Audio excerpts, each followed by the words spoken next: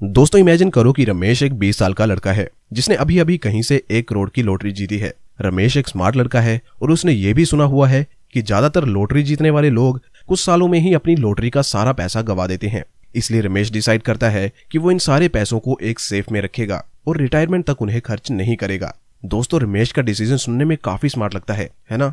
लेकिन रमेश जब रिटायर होता है 40 सालों बाद तो वो देखता है कि उसके 1 करोड़ रुपयों की परचेजिंग पावर आज के 6 लाख रुपयों से भी कम रह गई है। अब 40 साल बाद वो 1 करोड़ रुपए से उतनी ही चीज खरीद सकता है जितनी वो 40 साल पहले 6 लाख रुपयों से खरीद लेता था। और ये कैसे हुआ? दोस्तों ऐसा होता है इन्फ्लेशन के कारण। इन्फ्लेशन यानी महंगाई दर। इसे सिंपल तरीके से समझा जाए तो बढ़ते हुए समय के साथ हमारे पैसे की कीमत कम होती जाती है। एक तरह से समझे तो करेंसी बूढ़ी होती जाती है। जितनी हम 1 रुपए की चीज कुछ साल पहले खरीद पाते थे, आज उतनी ही क्वांटिटी की चीज हम शायद 10 रुपए से भी ना खरीद पाएं।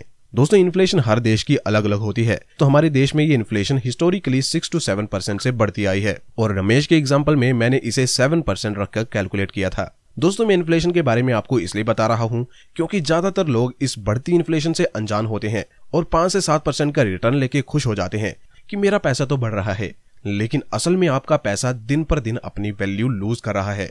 दोस्तों आज तक किसी ने भी इन्फ्लेशन से नीचे के रिटर्न लेके वेल्थ नहीं बनाई है और फ्यूचर में भी ऐसा कर पाना पॉसिबल है ही नहीं। तो दोस्तों इस वीडियो में हम डिटेल से सभी इन्वेस्टमेंट इंस्ट्रूमेंट्स के बारे में जानेंगे और उनसे जुड़े रिस्क्स और रिवॉर्ड के बारे में भी बात करेंगे और जानेंगे अमीरों के इन्वेस्टमेंट सीक्रेट्स के बारे में। और दोस्तों वीडियो के एंड में मैंने सबसे ज्यादा रिटर्न देने वाली इन्वेस्टमेंट के बारे में बताया है जो आपको इनफाइनाइट रिटर्न दे सकती है, इसलिए वीडियो को ध्यान से आखिर तक देखें। तो वीडियो में आगे बढ़ते हैं और जानते हैं फर्स्ट इन्वेस्टमेंट के बारे में जिसमें कि ऑलमोस्ट सभी आम आदमी अपने पैसे इन्वेस्ट करते हैं एंड दैट इज बैंक और एफडी। बैंक या एफडी में आपको 3 से 5% का रिटर्न मिलता है जो कि ऑलमोस्ट रिस्क फ्री होता है, लेकिन सिर्फ उन लोगों के लिए जिनको इन्फ्लेशन की कोई जानकारी नहीं होती। लेकिन आप तो जानते हो कि ये रिटर्न्स इन्फ्लेशन रेट से काफी कम है, इसलिए बैंक और एफडी में पड़े हुए आपके पैसे दिन पर दिन कम हो रहे हैं। इसीलिए बैंक या एफडी में पैसे डिपॉजिट करना एक फुलिश डिसीजन है। आपको बैंक में सिर्फ किसी इमरजेंसी के लिए पैसे रखने चाहिए या जिन पैसों की आपको शॉर्ट टर्म में जरूरत पड़ने वाली है बस उतने ही पैसे आप बैंक में रखिए। अगर आप इसे एक इन्वेस्टमेंट की तरह समझ रहे हैं या आप सोच रहे हैं कि बैंक या एफडी में इन्वेस्ट करके आप वेल्थ बना लेंगे तो दोस्तों ये आपकी बहुत बड़ी गलतफहमी है। अमीर लोग अपने पैसों को बैंक में रखना बिल्कुल भी पसंद नहीं करते। दोस्तों अगली इन्वेस्टमेंट है गोल्ड। हमारे देश के काफी सारे लोग या मैं कहूँ ऑलमोस्ट सभी लोग गोल्ड में इन्वेस्ट करना पसंद करते हैं। इंडिया के लगभग हर घर में सोना थोड़ी ही मात्रा में सही लेकिन जरूर होता है। गोल्ड ने पिछले 10 सालों में कंपाउंडेड 6% रिटर्न दिए हैं जो कि ऑलमोस्ट इन्फ्लेशन के बराबर है। सोने से वेल्थ बनाना तो बड़ा मुश्किल है लेकिन इसमें आपके पैसे वैल्यू लूज नहीं करते। तो दोस्तों आपको गोल्ड में इन्वेस्ट करना चाहिए या नहीं? देखो दोस्तों अगर आप मुझसे पूछो तो मैं गोल्ड में इन्वेस्ट करना पसंद नहीं करता और मैं आपको भी यही सजेस्ट करूंगा कि आप भी गोल्ड में इन्वेस्ट करना अवॉइड करो। इससे अच्छे और बहुत सारे ऑप्शन हैं और अगर आप चाहते ही हैं तो पोर्टफोलियो का एक छोटा हिस्सा इसमें रख सकते हैं, उसमें कोई बुराई नहीं है। लेकिन वेल्थ बनाने की सोच लेके इन्वेस्ट कर रहे हो तो फिर भूल जाओ, वेल्थ तो इससे नहीं बनाई जा सकती। दोस्तों अगली इन्वेस्टमेंट है रियल एस्टेट। दोस्तों ऐसा कहा जाता है कि दुनिया के maximum millionaires real estate investors होते हैं, यानी कि वो लोग जो प्रॉपर्टीज को सस्ते दामों पर खरीदते हैं और उनसे 2 तरीकों से कमाते हैं। पहला थ्रू रेंटल इनकम। इमेजिन करिए कि राकेश एक रियल एस्टेट इन्वेस्टर है। उसने मुंबई के एक पोर्श एरिया में एक 2 BHK फ्लैट खरीदा है जिसकी कीमत है 50 लाख रुपए और उसने उसे रेंट पर दे दिया है। अब राकेश को हर महीने कुछ रेंटल इनकम उससे मिलती है। मान लेते हैं कि 15 से 20 हजार रुपए उसे मिलते हैं। राकेश उस फ्लैट से 5 सालों तक रेंटल इनकम भी लेता है और 5 साल बाद जब उस फ्लैट को बेचता है तो उसकी कीमत भी 50 लाख से बढ़कर 80 लाख हो जाती है, जो कि रियल एस्टेट से कमाने का दूसरा तरीका है जिसे कहते हैं प्रॉपर्टी वैल्यू एप्रिसिएशन, यानी कि प्रॉपर्टी की वैल्यू बढ़ना। दोस्तों रियल एस्टेट इन्वेस्टमेंट जहां एक तरफ काफी अट्रैक्टिव लगती है क्योंकि इससे अमीर बना जा सकता है, वहीं इसका एक बहुत बड़ा ड्रॉबैक है कि इसमें आपको बहुत बड़ा अमाउंट इन्वेस्ट करना पड़ता है। मान लो कि राकेश एक मिडिल क्लास आदमी होता जिसकी ईयरली इनकम ही मात्र 5 लाख रुपए की होती, तो क्या वो इस तरह की 50 लाख या 1 करोड़ की प्रॉपर्टी खरीद पाता? नहीं ना। दोस्तों यही कारण रियल एस्टेट इन्वेस्टमेंट को बेस्ट इन्वेस्टमेंट की लिस्ट से बाहर कर देता है। अदरवाइज अगर आप एक हाई नेटवर्थ इंडिविजुअल हो तो इसमें इन्वेस्ट करने में कोई बुराई नहीं है, ये आपको एक अमीर आदमी बना सकती है। दोस्तों नेक्स्ट इन्वेस्टमेंट है क्रिप्टोस। आजकल दुनिया भर में क्रिप्टोस का बूम चल रहा है।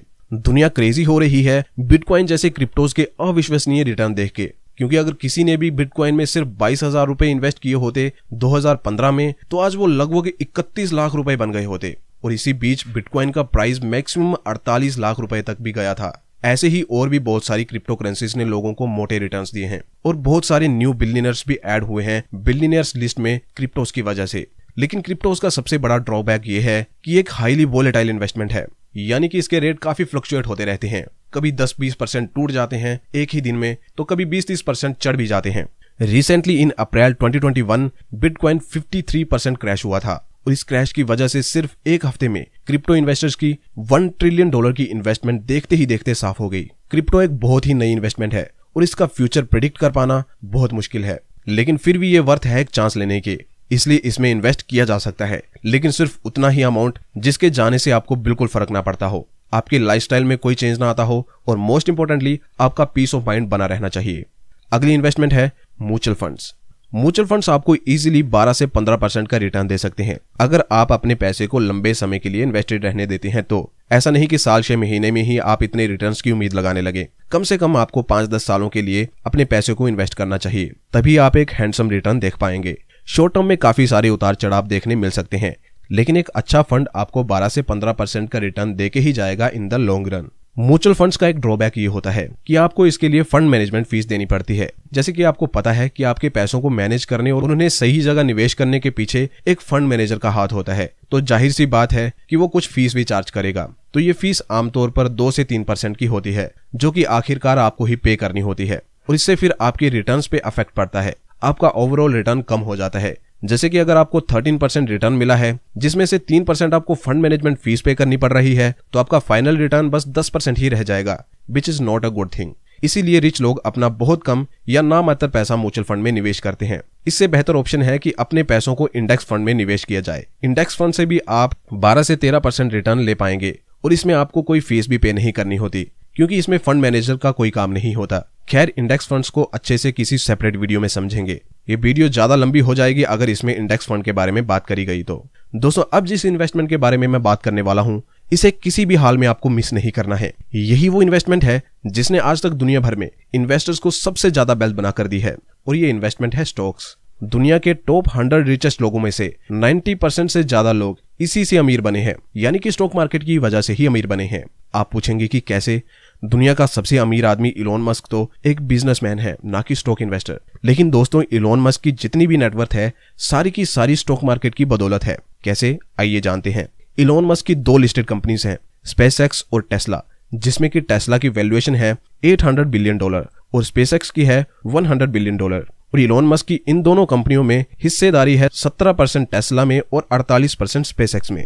इस तरह से दोस्तों, इलोन मस्क भी अपनी कंपनियों में एक हिस्सेदार यानी शेयर होल्डर है, और अपनी इन दोनों कंपनीज में हिस्सेदारी के कारण ही इलोन मस्क दुनिया का सबसे अमीर आदमी है। और यही कहानी बाकी सभी बिजनेसमैन की भी है। और दोस्तों, इन्वेस्टर भी यही करते हैं, वो भी कंपनीज में शेयर होल्डर बनते हैं कंपनीज के स्टॉक खरीद के। बस डिफरेंस यहाँ ये है कि एक बिजनेसमैन को कंपनी का पूरा हार भार उठाना पड़ता है, टीम को मैनेज करना पड़ता है, ऑपरेशंस देखने पड़ते हैं, एटसेट्रा। जबकि इन्वेस्टर्स अच्छी कंपनीज को ढूंढ के उनमें पैसे इन्वेस्ट करते हैं और फिर वेट करते हैं अपनी इन्वेस्टमेंट के बढ़ने का। लेकिन दिस वे और दैट वे वेल्थ दोनों की ही स्टॉक से ही बनती है। अब स्टॉक इन्वेस्टर्स की बात की जाए तो दुनिया भर में हजारों ऐसे इन्वेस्टर हैं जिन्होंने एक अच्छी खासी वेल्थ बनाई है। लेकिन एक फेमस एग्जांपल है लेजेंडरी इन्वेस्टर वॉरेन बफेट का, जिन्होंने अपनी पूरी की पूरी $100 बिलियन की नेटवर्थ प्योरली स्टॉक इन्वेस्टमेंट से बनाई है और हमेशा टॉप 10 रिचेस्ट लोगों की लिस्ट में इनका नाम रहता ही है। और बफेट ने इतनी वेल्थ कोई 60-70% के रिटर्न लेके नहीं बनाई है, बल्कि उनके पिछले 60 सालों के एवरेज रिटर्न केवल 20% के आसपास ही रहे हैं। दोस्तों, अब तक आप समझ गए होंगे कि क्यों अमीर लोग स्टॉक्स में इन्वेस्ट करते हैं। लेकिन दोस्तों, स्टॉक्स में इन्वेस्ट करने के कुछ और भी बहुत सुंदर बेनिफिट्स हैं, जिसमें सबसे बढ़िया बेनिफिट है डिविडेंड्स। दोस्तों, इलोन मस्क या वॉरेन बफेट या इन्हीं के जैसे बाकियों की जो $1 बिलियन की नेटवर्थ है, ये एक्चुअल में असली पैसा नहीं है, बल्कि ये पैसा इनको तभी मिलेगा जब ये अपनी पूरी की पूरी हिस्सेदारी बेच दे। इसीलिए इसे पेपर मनी भी कहा जाता है। इससे आप कुछ खरीद नहीं सकते डायरेक्टली। लेकिन अमीर लोगों का तो इतना लेविश लाइफस्टाइल होता है, तो उसके खर्चे के लिए ये लोग क्या करते होंगे? दोस्तों, आपने भी इस बारे में सोचा तो जरूर होगा। तो दोस्तों, यहीं पे स्टॉक इन्वेस्टमेंट का सबसे बढ़िया पार्ट आता है। कंपनीज अपने प्रॉफिट को शेयर होल्डर में बांटती हैं, जिसे कि डिविडेंड कहते हैं, और इसी से ये बड़े लोग अपनी लग्जरी लाइफ जीते हैं। दोस्तों, डिविडेंड एक्चुअल में क्या होता है, कंपनीज इसे क्यों और कब पे करती हैं, और कैसे आप सिर्फ डिविडेंड इनकम से फाइनेंशियली फ्री हो सकते हैं और पैसों के लिए काम करना छोड़ सकते हैं, दोस्तों इस सब के लिए मैं जल्दी ही एक डिटेल्ड वीडियो लाऊंगा, इसलिए स्टे ट्यून्ड। फिलहाल मैं डिविडेंड के बारे में आपको एक चौंकाने वाला फैक्ट बताता हूं जो श्योरली आपका दिन बना देगा। Warren Buffett Coca Cola company के बहुत पुराने इन्वेस्टर हैं और वो कंपनी का एक मोटा चंक होल्ड करते हैं, जिस वजह से उनको कंपनी से जो डिविडेंड इनकम होती है वो कंपनी के सीईओ की एनुअल सैलरी से भी कई गुना ज्यादा है। कितनी ज्यादा? कंपनी के सीईओ जेम्स क्विंसी की एनुअल सैलरी है $16 मिलियन, जबकि वॉरेन बफेट $1.5 मिलियन सिर्फ एक दिन में कमाते हैं डिविडेंड से, यानी कि साल के $545 मिलियन। तो दोस्तों आप देख ही सकते हो डिविडेंड इनकम आपको कैसे बहुत अमीर बना सकती है। स्टॉक इन्वेस्टिंग से रिलेटेड और भी बहुत सारे क्वेश्चंस हैं, जैसे कि हम कैसे वो स्टॉक्स फाइंड करें जो अच्छे रिटर्न दे सकते हैं, कौन सा टाइम राइट होता है स्टॉक खरीदने का, कौन कौन से सेक्टर्स हैं, कैसे कंपाउंडिंग वर्क करती है स्टॉक इन्वेस्टिंग में, और इसके जैसे कई सारे सवाल हैं और इन सभी सवालों का जवाब एक वीडियो में दे पाना मुमकिन नहीं है दोस्तों। इसीलिए इस चैनल से अभी जुड़िए ताकि आपको स्टॉक मार्केट और इन्वेस्टिंग से रिलेटेड सभी सवालों के जवाब मिल सकें।